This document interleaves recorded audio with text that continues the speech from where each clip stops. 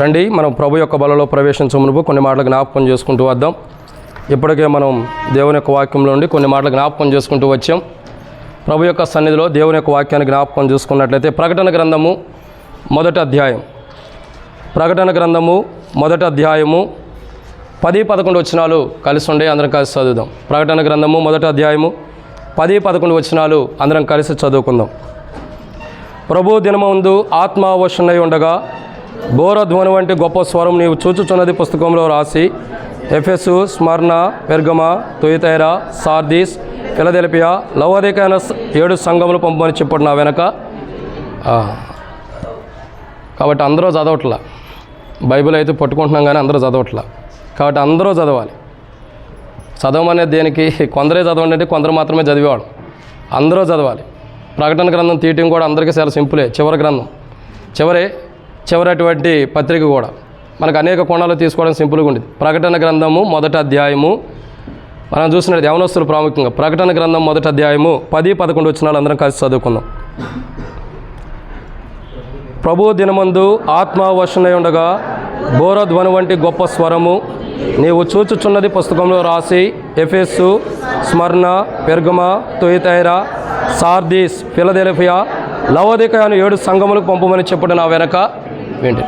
కాబట్టి ఇక్కడ రాయబడినటువంటి ఒక మాట చూసినట్టయితే, ప్రియులారా, దేవుని యొక్క వాక్యాన్ని చూసినట్టయితే ఒక మాట రాయబడుతూ వచ్చింది. ఏమని రాయబడుతూ ఉందంటే, ఆత్మావశునై ఉండగా బోరధ్వని వంటి గొప్ప స్వరం నీవు చూచుచున్నది పుస్తకంలో రాసి ఎఫెసు అనేటువంటి 7 సంఘాలకి, ఎఫెసు, స్మరణ, పెర్గమ, తుయతైరా, సార్దీస్, లవోదికయ, ఫిలదెల్ఫియా, ఫిలదెల్ఫియా, లవోదికయ అనే 7 సంఘాలకు రాసి పంపమనేటువంటి పత్రికలు రాస్తున్నాడు. ఆయా ప్రాంతాల్లో ఉన్న మందిరాల్లో, ఆయా ప్రాంతాల్లో ఉండేటువంటి విశ్వాసులకి మరి యొక్క విధానం ప్రకారం ఏంటంటే పత్రిక రాసి పంపమంటున్నటువంటి విధానం, పత్రిక రాయమంటున్న విధానాన్ని మనం బైబిల్లో చూస్తున్నాం. ఇప్పటికే 6 సంఘాల గురించి, వాటి యొక్క చరిత్రల గురించి మనం ధ్యానించుకుంటూ వచ్చాం. 6 సంఘాల్లో మరి ఇప్పటికి 6 సంఘాలు అయిపోతుంది. మొదటి సంఘం పేరేంటి? ఎఫెసు. దాని చరిత్ర, దాని విధానం చూస్తూ వచ్చాం, దానిలో లోపాలు, బలహీనతలు. రెండో సంఘం పేరేంటి? స్మరణ అనగా అనేక కోణాల్లో దాని యొక్క విధానాలు కూడా మనం ధ్యానించుకుంటూ వచ్చాం. మూడో సంఘము పెర్గమ, దాని యొక్క బలహీనతలు, దాని స్థితిగతులు ఏంటో చూస్తూ వచ్చాం. 4వ సంఘము తుయతైరా, ఆ సంఘంలో ఉన్న బలహీనతలు, దాని యొక్క స్థితిగతుల గురించి చూస్తూ వచ్చాం. 5వ సంఘము సార్దీస్లో ఉన్నటువంటి బలహీనతలు ఏంటో చూస్తూ వచ్చాం, సరి చేసుకునే విధానాలు కూడా చూస్తూ వచ్చాం. 6వ సంఘము ఫిలదెల్ఫియా, దేవుని మహిమార్థమే ఎలా జీవిస్తుందో చూస్తూ వచ్చాం. 7వ సంఘము లవోదికయ సంఘము గురించి మనం ఇప్పటికే ఎన్ని వారాలు ధ్యానిస్తూ వచ్చాం? 8 వారాలు ధ్యానించాం. అంటే 2 నెలలు కంప్లీట్ అయిపోతూ వచ్చింది. ఈరోజు మనం చూస్తున్నటువంటి మాట చూసినట్లయితే లవోదికయ సంఘము.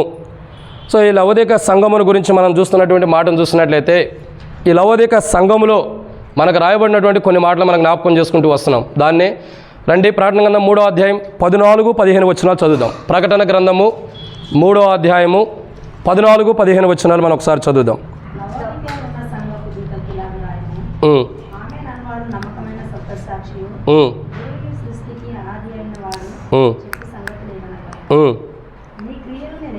నీ క్రియలు నేను ఎరుగుదును,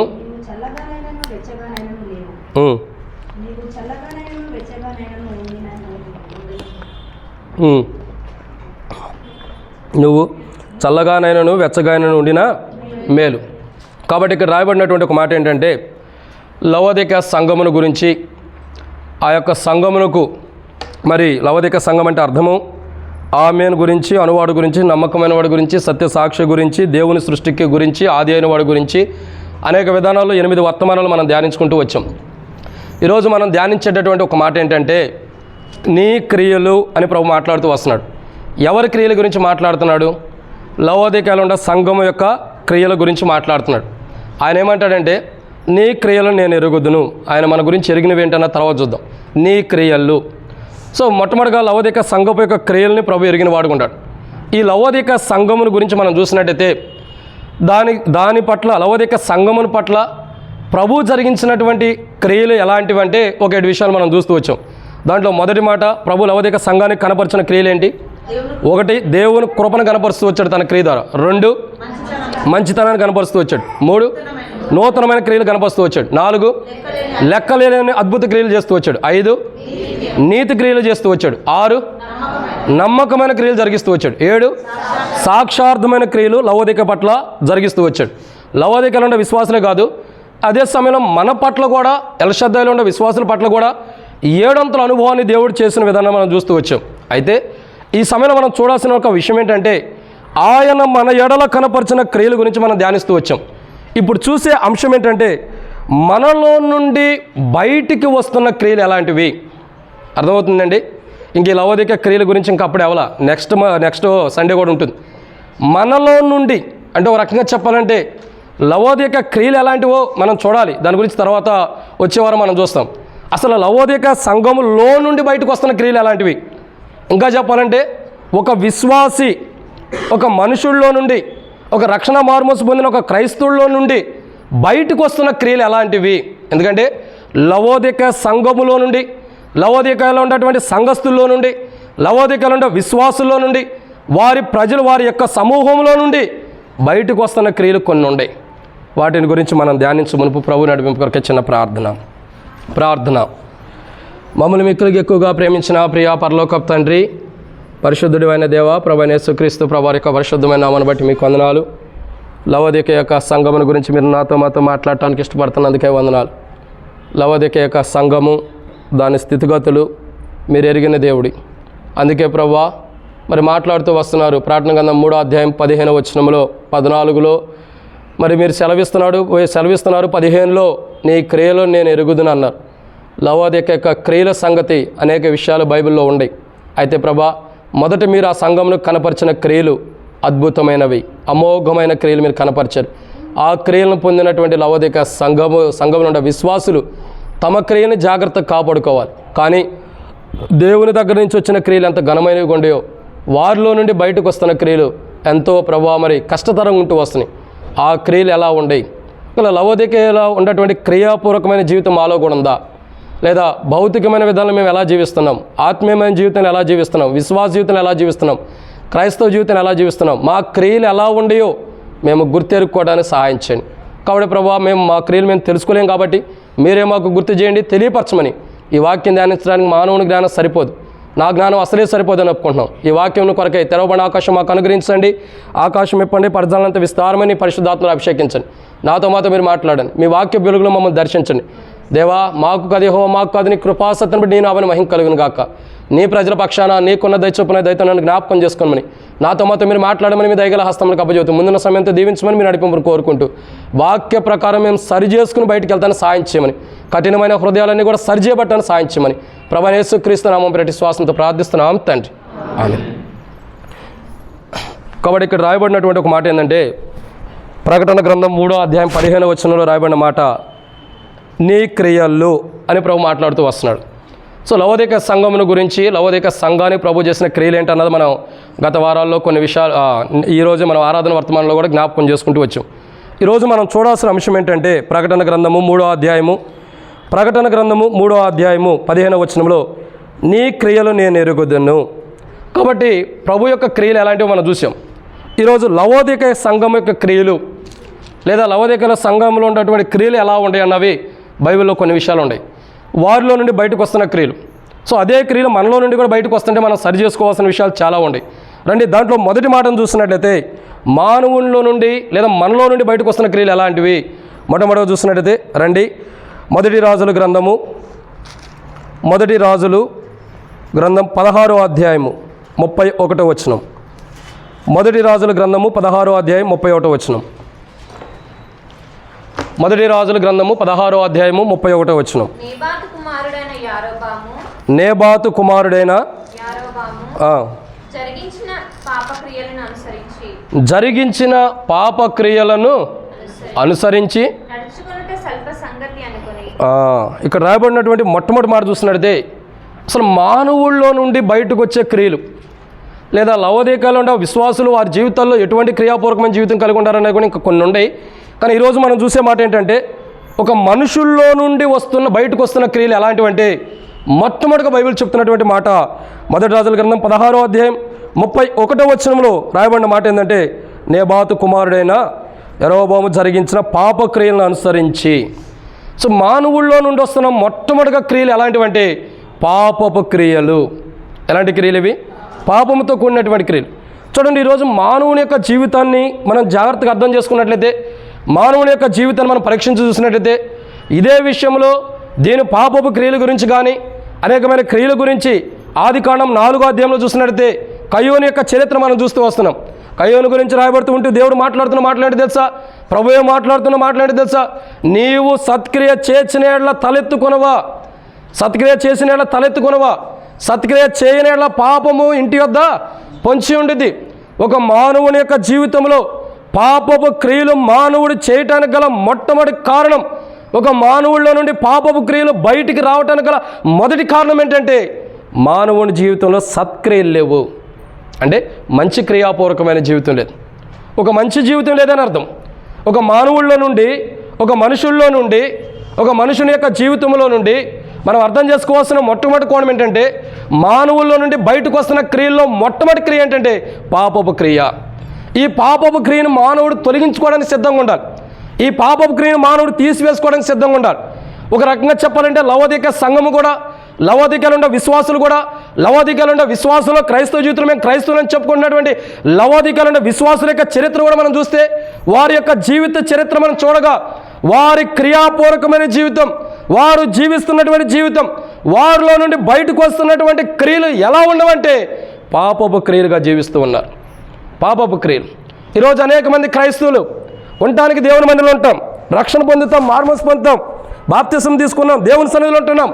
కానీ దేవుని సన్నిధిలో ఉన్నంత వరకే పరిశుద్ధులు, దేవుని సన్నిధిలో ఉన్నంత వరకే పవిత్రులమి, దేవుని సన్నిధిలో ఉన్నంత వరకే పవిత్రమైనటువంటి జీవితం కలిగి ఉంటాం. దేవుని సన్నిధికి వెలుపట, దేవుని మందిరానికి వెలుపట, దేవుని మందిరానికి వెలుపటిన తర్వాత మానవుడు జీవిస్తున్న జీవితం చూడగా ఎన్నో పాపపు క్రియలు కూర్చుకున్నటువంటి క్రైస్తవ జీవితాన్ని జీవిస్తున్నాడు. మీరు అనుకోవచ్చు, పాపపు క్రియలు క్రైస్తవ జీవితాన్ని ఎలా జీవిస్తున్నాడు అంటే, చెప్పుకోవడానికి మనం క్రైస్తవం కదా, మరి జీవిస్తున్నదేమో పాపపు జీవితం. మనం వెళ్ళినప్పుడు, మనం ముందర నడుచుకుంటూ వెళ్ళినప్పుడు మనం వెనకొస్తున్నటువంటి క్రియలు ఎలా ఉన్నాయి, మనం జీవించిన జీవితము, మనం జరిగించిన క్రియలు ఒక్కసారి వెనక్కి తిరిగి చూసుకుంటే అవి బహుశా పాపపు క్రియలు లాగుండా ఏమో మనం పరీక్షించుకోవాలి. ఎలాంటి క్రియలు? పాపపు క్రియలు. బైబిల్ చెప్పేటటువంటి మొట్టమొదటి మాట చూస్తున్నట్టయితే, మానవుల్లో నుండి బయటకు వస్తున్న క్రియలు ఎలాంటివి తెలుసా? పాపపు క్రియలని బైబిల్ సెలవిస్తుంది. మానవుడు చేసే క్రియలన్నీ కూడా పాపంతో కూడి ఉంటున్నాయి. ఒక స్త్రీని మోహం చూచినప్పుడు అప్పుడే తన హృదయమందు పాపం చేసినట్టు, వ్యభిచరించినట్టు. మానవుడు చూపులోనే, మానవుడు చూస్తున్న చూపు యొక్క క్రియలే పాపపు క్రియలుగా ఉంటున్నాయి. మానవుని యొక్క మాటలే పాపపు క్రియలుగా ఉన్నాయి. మానవుడు జీవించిన జీవితమే పాపపు జీవితంగా ఉంటుంది. మానవుని యొక్క ప్రవర్తనే పాపపు ప్రవర్తనగా ఉంది. సో ఒక క్రైస్తవుడిగా జీవిస్తున్న మనము, రక్షణ మార్మోసు పొందిన మనం, మన జీవితాల్లో పాపం అన్నది మరలా వెంటాడుతుందంటే, పాపం మరలా మనలో ప్రవేశిస్తుందంటే మనం ఖచ్చితంగా లవోదిక సంఘంలాగానే ఉండం. మానవుల్లో నుండి, ప్రతి మనుషుల్లో నుండి సాధ్యమైనంత వరకు మానవుల్లో నుండి ఏ క్రియలు బయటకు వస్తున్నాయి? పాపపు క్రియలు. ఏ క్రియలు? పాపపు క్రియలు. ఈరోజు పాపపు క్రియలు మనలో నుండి బయటకు వచ్చి మనం పరిశుద్ధమైన బల దగ్గరికి వచ్చి, ప్రభా నేను కూడా పాల్గొంటానంటే అది ఎట్లా కుదిరిద్ది? అర్థమవుతుందండి? అది ఎట్లా కుదురుతుంది? మనమేమో పాపపు క్రియలు జరిగిస్తాం, లేదా బయట లోకంలో చేసే అన్ని పాపపు క్రియలే. దేవుళ్ళలోకి వచ్చిన తర్వాత పరిశుద్ధులం అన్నటువంటి విధానంలో ఉంటాం.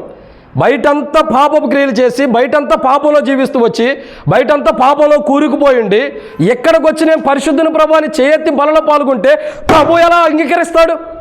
ప్రభు అంగీకరించాలంటే, ప్రభు దాన్ని ఇష్టపడాలంటే, ప్రభు మనం బలలో చేయవేసినప్పుడు, ఆ ప్రభు యొక్క బలలో చేయవేసినప్పుడు ప్రభు ఇష్టపడాలి, అంగీకరించాలంటే మన యొక్క స్థితిగతులు ఎలా ఉండాలంటే, క్రీస్తులో ఉన్నప్పుడు మనం దేవుని మందిరంలోనే, దేవుని మందిరం వెలుపటైనా మన క్రియలు ఎలా ఉండాలంటే పాపపు క్రియలు ఉండకూడదు. ఏ క్రియలు ఉండకూడదు? పాపపు క్రియలుగా. ఎవరు పాపపు క్రియలు చేస్తున్నారు?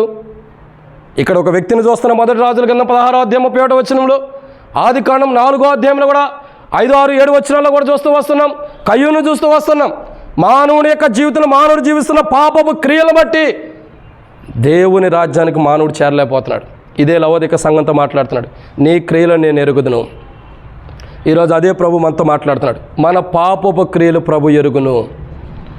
మనం ఏ క్రియలైతే చేస్తున్నామో, ఏ పాపపు క్రియలైతే మనం కూరుకుని ఉన్నాం, ఏ పాపపు క్రియలైతే మనం జరిగించి, వారమంతా కూడా జరిగించి ప్రభు వాళ్ళ దగ్గరికి వచ్చి ప్రభు నేను పరిశుద్ధునని బలలో చేయవేయడానికి వచ్చామో, ఈ వారం అంతా మనం చేసిన పాపపు క్రియలన్నీ కూడా ఆయన ఎరిగిన వాడుకుంటాడు. ఆయన ఎరిగినప్పుడు ఆ పాపపు క్రియలు అలాగే పెట్టుకుని బల్లలో పాల్గొంటే తీర్పు ఎవరికి వస్తుందో చూడండి. మన క్రియలు ఎరిగింది ఎవరు? నా క్రియలు ఎరిగింది ఎవరంటే దేవుడు. బహుశా నేను ఎరిగితే మర్చిపోవచ్చు, మతిమరుపు ఉండొచ్చు, ఇంకోళ్ళు ఎరిగితే మర్చిపోవచ్చు, పక్కనున్న విశ్వాసులు చూస్తే మర్చిపోవచ్చు. కానీ మర్చిపోయినటువంటి ప్రభు గుర్తు చూస్తున్నాడు. మర్చిపోయినటువంటి ప్రభు ఎరిగిన వాడుకుంటాడు. ప్రాణువుడు జీవిస్తున్న ప్రతి పాపపు క్రియకి ప్రాణంగంధం 22:12 అంటాడు కదా, వాని క్రియలు చొప్పున ప్రతి వానికి ఇచ్చుటకు నేను సిద్ధపరిచిన జీతం నా యుద్ధం ఉంది. మానవుడు పాపపు క్రియలు ఎప్పుడైతే ఆపుకోకుండా బలలో పాల్గొంటాడో ఆ మనుషులకి ఖచ్చితంగా జీతం అన్నది ఉంది. తీర్పు అనే జీతం. ఈరోజు మన క్రియలు ఎలా ఉండయి? మందిరంలో ఉన్నప్పుడు కాదు, మందిరానికి వెలుపట గత ఆదివారం నుండి ఈ ఆదివారం బల దగ్గరికి వచ్చేంతవరకు కూడా మన క్రియలు ఎలా ఉండయి? పాపంలో కూరుకుపోయిన క్రియలుగా ఉంటాయా? పాపపు క్రియలుగా మనం జీవిస్తూ వచ్చామా? పరిశుద్ధమైన క్రియాపూర్వకమైన జీవితాన్ని జీవించి వచ్చామా? పరీక్షించుకుందాం. ఇది మొదటిది. మానవుల్లో నుంచి వచ్చే క్రియలు ఎలాంటివంటి పాపపు క్రియలు. ఇక రెండో విషయాన్ని చూద్దానండి. కీర్తనల గ్రంథము 10వ అధ్యాయం 2వ వచనం. కీర్తనల గ్రంథం 10వ అధ్యాయం 2వ వచనం.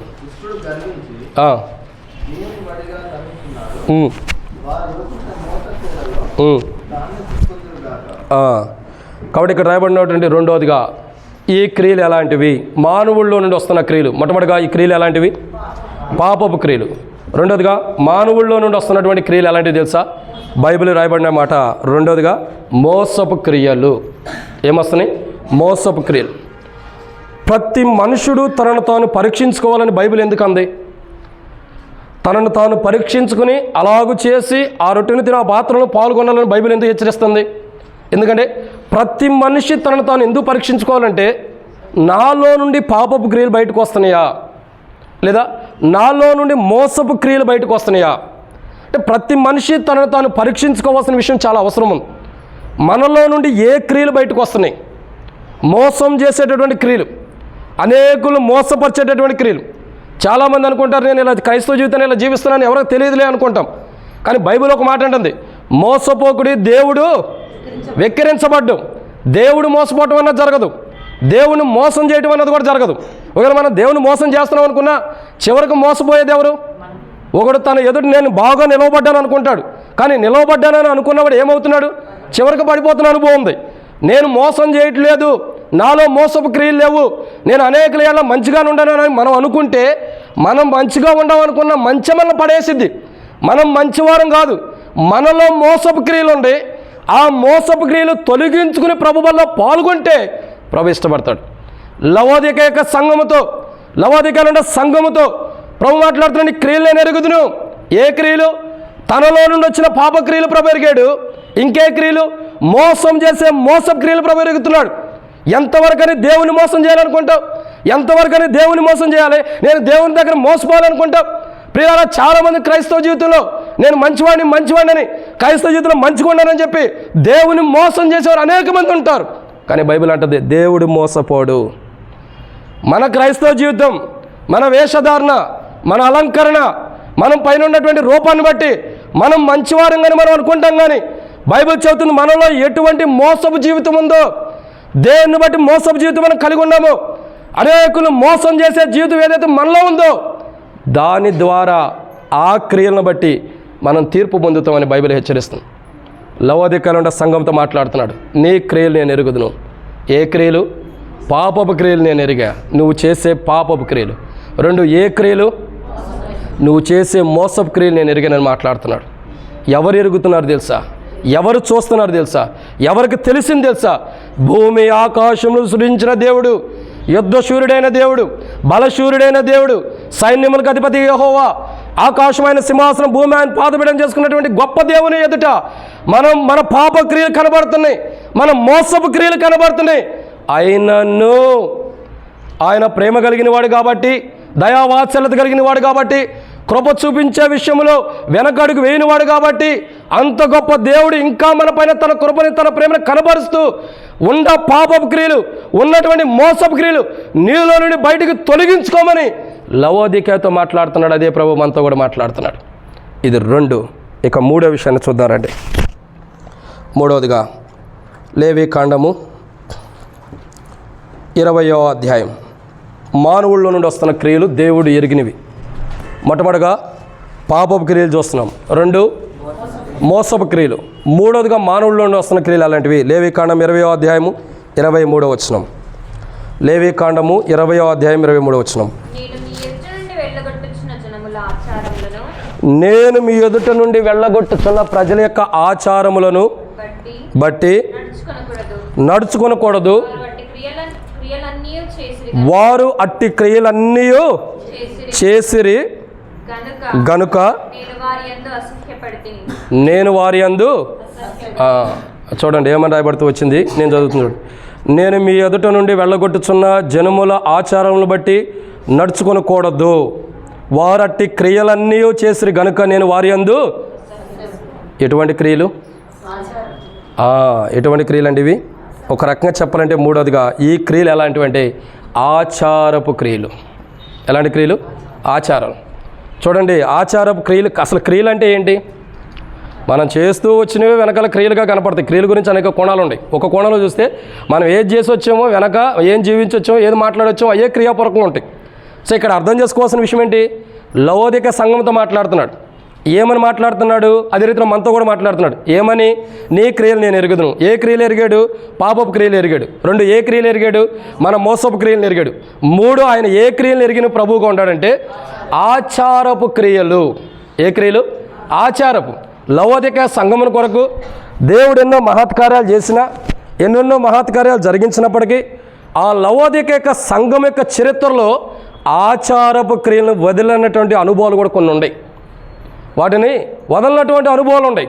ఈరోజు చాలామంది క్రైస్తవులకి ప్రభు అనేక అద్భుత క్రియలు జరిగించవచ్చు, లెక్కలేని ఆశ్చర్యకరమైన అద్భుత క్రియలు జరిగించవచ్చు, గొప్ప క్రియలు జరిగించవచ్చు.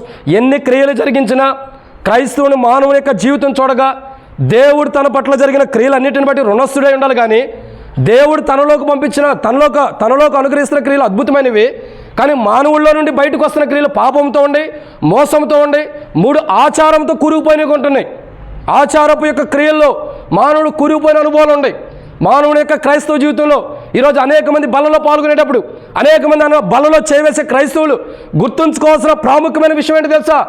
ఏ ఆచారం నువ్వు అనుసరిస్తున్నావో ఆ ఆచారపు క్రియలు తీసివేసుకుంటేనే బలలో పాల్గొనాలి. ఇవన్నీ చెబితే రేపే నువ్వు మా మందిరం నుంచి వెళ్ళిపో, ట్రాన్స్ఫర్ అవ్వంటారు. అర్థమవుతుందండి? లవోదిక సంఘం ప్రకటన గ్రంథం గురించి చెబితే ఏ సంఘంలో ఏ సేవకుని ఉంచరు. అవి ఎలా ఉంటాయంటే ప్రకటన గ్రంథం గురించి ధ్యానిస్తే మనకు గుచ్చుకున్నట్టుంటే మనకి ఇష్టమైన మాటలు ఉండవు. తద్వారా ఏ సంఘంలో కూడా ప్రకటన గ్రంథం గురించి అందరు సేవకులు ధ్యానించరు తొందరపడి. ఎందుకంటే పంపించేస్తారు, మాకు ఈ సంఘంలో వద్దు నువ్వు వెళ్ళిపో అంటారు. కానీ వెళ్ళిపోవడానికి మేము సిద్ధమే, త్వరగా ధ్యానించాల్సిందే, సమయం లేదు.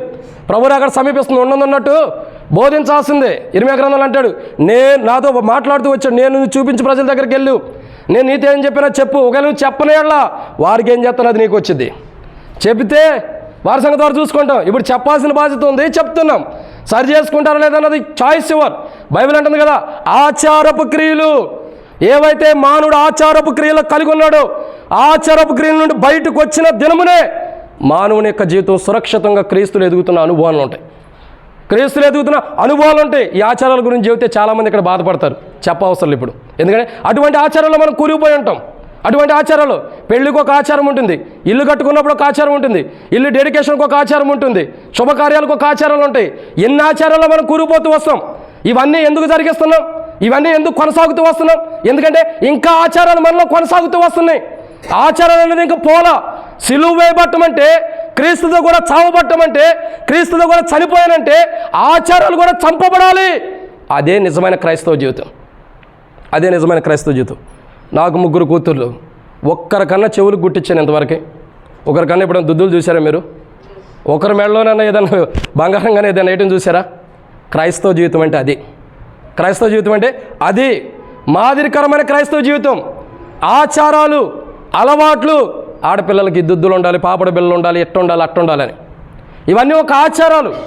అవే కాదు, ఇంకా చాలా ఆచారాలు మనలో ఉండే. కూర్చునే లెక్క ఈ వర్తమానం ఆపేసి మనలో ఉండే ఆచారాలు లెక్కించకుండా కూర్చుంటే రేపు అయ్యిద్ది, ఈరోజు అవ్వదు. మనలో ఉండే ఆచారాలను బయట పెడితే వర్తమానం ఆపేస్తే చాలా ఉండే. ఎందుకు తెలుసా? అన్ని ఆచారాలు కూలిపోయి ఉండం. లవోదిక సంఘం అలాగే ఉంది. మాట్లాడుతూ వస్తున్నాడు, నీ క్రియలు నేను ఎరుగుదును. నువ్వే ఆచారాల్లో కూలిపోయి ఉండవు.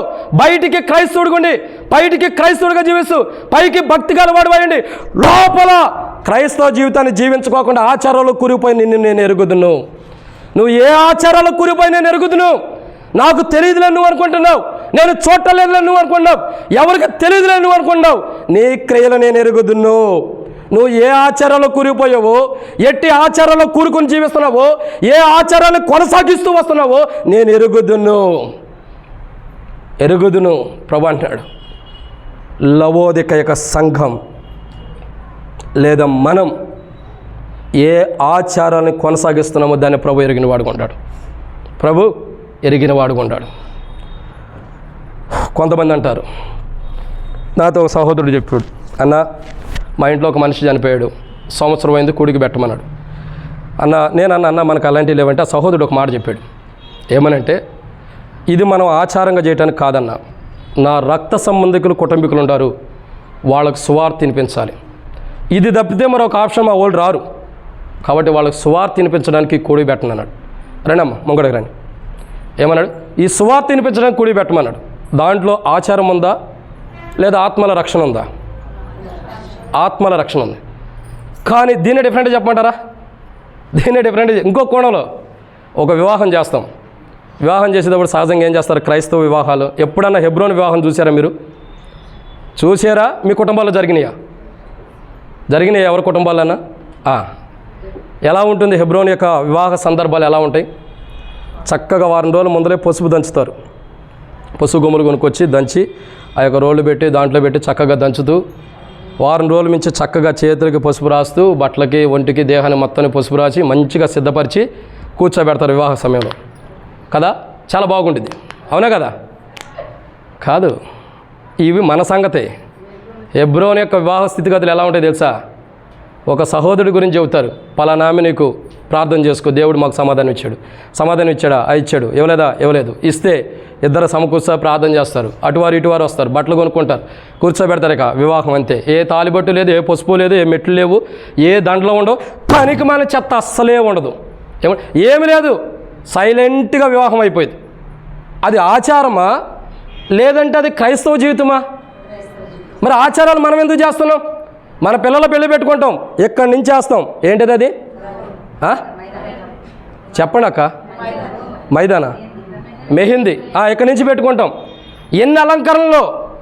ఒకనొక ప్రాంతంలో నేను వివాహం చేయడానికి వివాహానికి వెళ్తూ వస్తే ఆ ప్రాంతంలో ఎంత నమ్మకస్తురాలంటే ఆ విశ్వాసి చెప్పలేనంత అమ్మ, ఎంతో గొప్ప విశ్వాసం ఉండేది.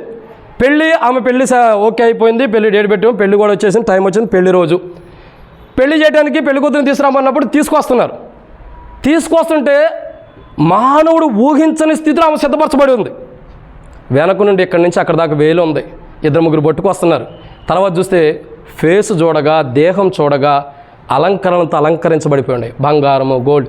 తర్వాత చూస్తే చేతులకి, మెట్లకి అన్ని గోల్డ్ రంగు ఇవన్నీ వేసి ఉండే.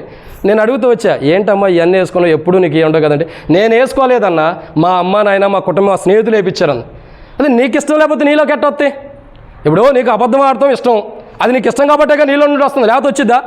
నాకు అబద్ధం ఆడొద్దు, ఒకవేళ తాగటం ఇష్టం, నేను తాగను అనుకుంటే నీలో తాగు అని చెప్పి బలవంతం చేస్తారా? నీకు వద్దనుకుంటే అది రాదు కదా. అంటే ఏమైపోతూ వచ్చింది? పూర్తిగా అలంకరించబడుతూ వచ్చింది. ఒక ఆచారాలు మానవుడు, ప్రతి మానవుడు కూడా తన క్రైస్తవ జీవితంలో ఈరోజు ఇక్కడ మందిరంలో కూర్చొని ఎలసద్దలో కూర్చున్న ప్రతి విశ్వాసి ఏ ఆచారాల్లో కూరిపోయినా ఆచారాలు విడిచిపెడితేనే బలలో లేకపోతే పాల్గొనవద్దు. ఆచారాలు అట్టాగి పెట్టుకుని అయ్యే ఆచారాల్లో కొనసాగించుకుంటూ వెళ్తూ మళ్ళా బలలోకి వచ్చి ప్రభా నేను క్రైస్తవుడని పాల్గొంటే మనకు సిగ్గుచేటు, దేవుని నామానికి అవమానకరం. అందుకే అంటాడు, మింబులు బట్టే నా నామం దినమెల్లయ్యో దూషించబడుతుంది. ఎవరిని బట్టి?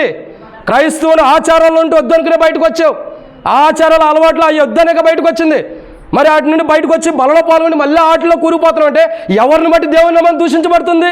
మిమ్మును బట్టే నా నామం దూషించబడుతుంది. ఎవరిని బట్టి?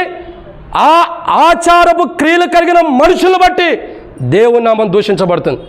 ఆచారపు క్రియలు కలిగి అదే క్రియలు జీవిస్తూ ఇప్పటికి కూడా అదే జీవించేటకు వచ్చి బలలో మళ్ళా పాల్గొంటే దేవుని నామం సాతాను ఎదుట దూషించబడదా?